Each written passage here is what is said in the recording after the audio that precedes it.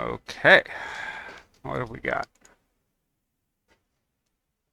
Plant grows. I see. Up, down, left, right, forward, back. Oh, it's 3D? Yes, it's 3D. The final height.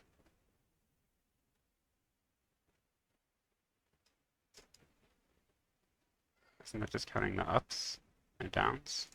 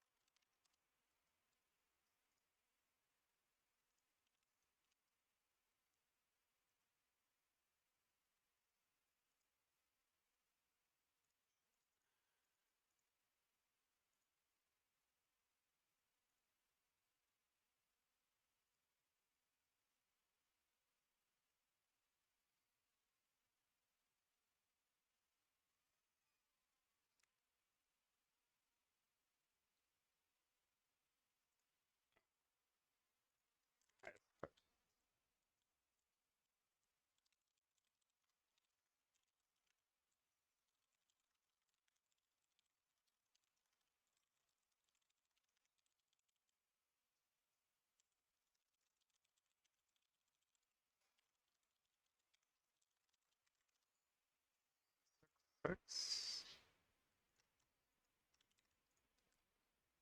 Uh, yeah, still timed out.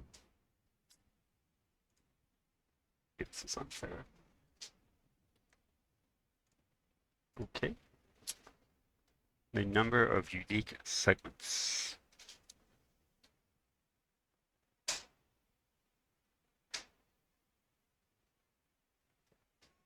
I see. Okay.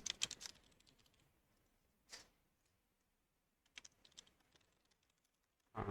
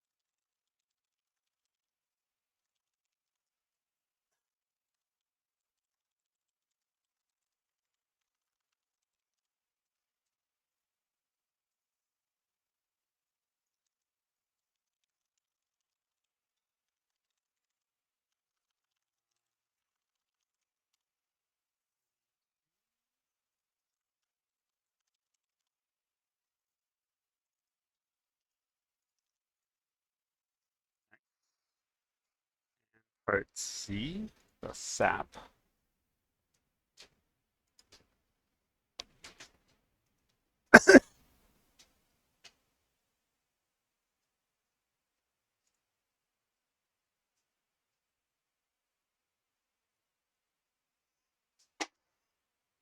Directly above.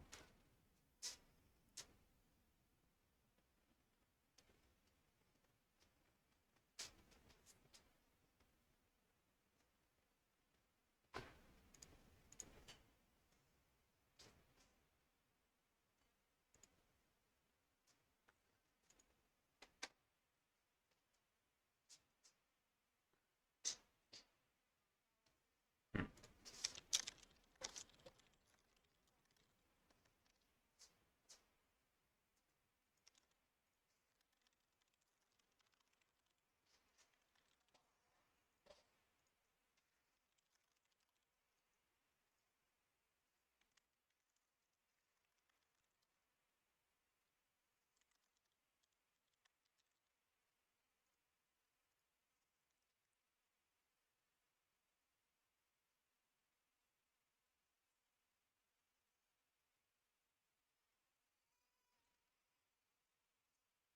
20 segments. So we need BFS, right?